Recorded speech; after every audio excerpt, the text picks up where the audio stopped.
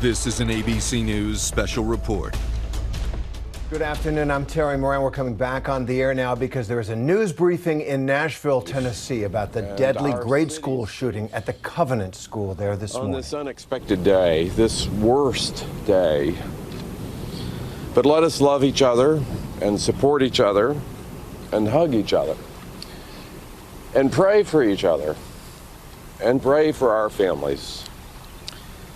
But also let us praise our first responders. 14 minutes, I believe under fire, running to gunfire. A seamless response for federal and state authorities from our police and fire department. So this morning I was in Boston to see my own son's sporting event, and now I am overwhelmed at the thought of the loss of these families, of the future lost by these children and their families.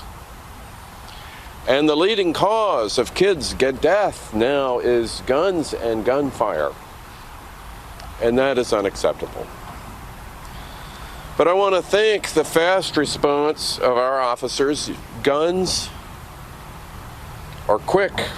They don't give you much time. So even in a remarkably fast response, there was not enough time. And those guns stole precious lives from us today in Nashville. And in this dark hour, let us support each other. Let us go and hug our children a little bit closer tonight.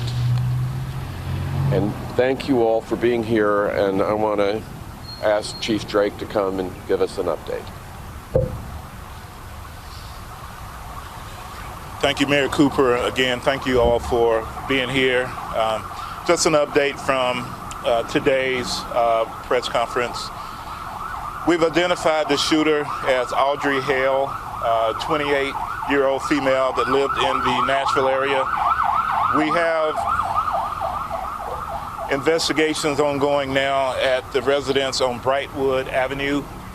And we have made contact with the father that lived at that residence and are putting together more information. We've also determined there were maps drawn of the school in detail of surveillance, entry points, etc. We know and believe that entry was gained through shooting through one of the doors is how they actually got into the school. I want to take the time to at least say, and I won't say the victims' names, I'll let Don say that, but out of the 6 victims, 3 adults, 3 of those were children. 2 of them were age 9. 1 was 8, about to be 9. All the families have been contacted. The victims' families have been contacted as well. My thoughts and prayers go out to the family. When we send our kids to school or to any place of safety, we expect them to live, learn, have fun, and come back from that day's experience. We don't anticipate things like this. And I want to say thank you to our partners, to Chief Swan, to Glenn Funk, to our mayor for his support, to our federal partners. But also I want to say thank you to our first responders who got there and immediately went in and addressed the threat of someone that had multiple rounds of ammunition, prepared for a confrontation with law enforcement, prepared to do more harm than was actually done, and we were able to stop the threat, and unfortunately 6 victims. So my thoughts and prayers again, but the praise go to the men and women. As I've said before, we will not wait.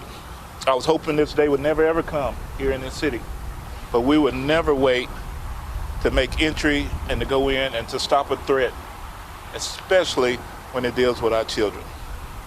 So thank you. They're not.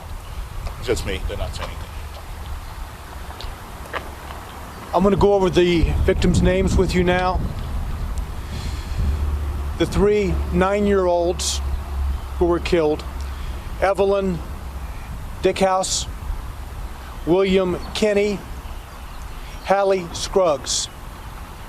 3 adults: Mike Hill, a custodian, age 61; Cynthia Peak, to my understanding, a substitute teacher, age 61; and Catherine Kuntz, age 60. As Chief Drake said, we have identified the active shooter as Audrey Elizabeth Hale, age 28. We'll take just a few questions if you have any. Don, do we believe that she was a former student at the school? Yes, we do. Chief, you want to address that? Yes, from our investigations tell us that she was a former student at the school. I don't know what grade she's attended or grades, but we do firmly believe she was a student there. Does she identify as transgender? She does identify as transgender, yes. Is there any reason to believe the shooter first went to the church before going to the school? I can't give you that information. I wasn't sure. We know that the minute the calls came in, we responded to the church, so to the school. To the school. Yeah. You had was there 2 officers that went in when they first got there? Do you know how many there was in the parking lot? So it was 5 officers that immediately went in and addressed. We have video that we're going to release, but you can see in the video, you can hear gunfire going on as they're in the school. They address the threat and take that threat down. Chief, what do we know about her weapon? So we know there were 2 AR-style weapons, one a rifle, another was an AR-style pistol, and the other was a handgun. We believe 2 of those may have been obtained legally, locally here. Can you confirm that one of the adult victims, Catherine Kuntz, was head of the school? Was what? Was head of the school? There was some, I don't know her exact capacity within the school, but it was higher up in the echelon. And were any of the children victims related to any of the school staff? Unsure. I believe one may have been, but I can't confirm that. Did the shooter have any criminal history at all? No history at all. And no motive at this point? Anything discovered in the apartment or house? No, we have a manifesto. We have some writings that we're going over that pertain to this date, the actual incident. We have a map drawn out of how this was all going to take place. There's right now a theory of that we may be able to talk about later, but it's not confirmed, and so we'll put that out as soon as we can. Is there any reason to believe that how she identifies as white? I'm sorry, I knocked someone's mic over. I didn't hear you say that again, sir. Is there any reason to believe that how she identifies has any motive for targeting the school? We can give you that at a later time. There is some theory to that. We're investigating all the leads, and once we know exactly, we'll let you know. So was this a targeted attack? It was. Do we know about a history of transgender man or woman? Don't know any history of mental illness at this time, but we are looking at that as the investigation is ongoing. And I'm sorry. She identified as a transgender man or woman? Woman. All right, that is Police Chief John Drake of Nashville, who is briefing reporters on the deadly grade school shooting in Nashville at the Covenant School there this morning. The police confirming 6 dead, 3 children, 1 8 years old, 2 9 years old, and 3 adults, including Catherine Kuntz, who is the head of the Covenant School. The police chief also said that the shooter has been identified as 28-year-old female Audrey Hale. He said she's a former student of the school and confirmed that Audrey Hale was identified herself as a transgender person. State of Tennessee earlier this month passed and the governor signed a bill that banned transgender medical care for minors, as well as a law that prohibited adult entertainment, including male and female impersonators, after a series of drag show controversies in that state. Once again, the shooter, Audrey Hale, 28 years old, identified as transgender female. Mayor John Cooper of Nashville spoke for many when he said he's overwhelmed by the loss at the Covenant School this morning. I want to bring in our Justice Department correspondent, Pierre Thomas, who has covered so many of these shootings. And this now, while the police chief specifically said they are investigating motive, this is a highly unusual crime in so many ways, a tragedy that now involves what may be this boiling controversy across the country around transgender health care. Terry, devastating situation.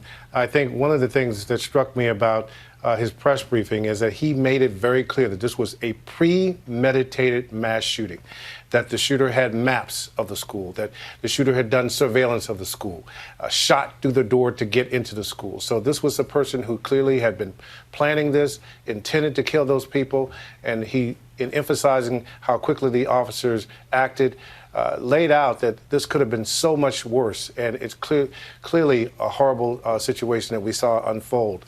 The information, they have a lot of information, the fact that they found a manifesto, writings of this person. As we predicted, there would likely be something that would point to the why in this case. Also, that they are doing a search, looking at the social media footprint of this person. A lot more to unfold, but clearly the fact that the person has been identified. We don't know yet the exact role that transgender played in it. Clearly, it's unusual to have a case like this. Also, he pointed out the firepower, assault-style rifle, assault-style pistol, handgun, lots of ammunition. A devastating day that could have been much worse. All right, let's go to Brad Garrett, former FBI agent who is frequently with us on these shootings. Unfortunately, Brad, a very rapid response clearly by law enforcement probably saved lives. Oh, there is no doubt about that.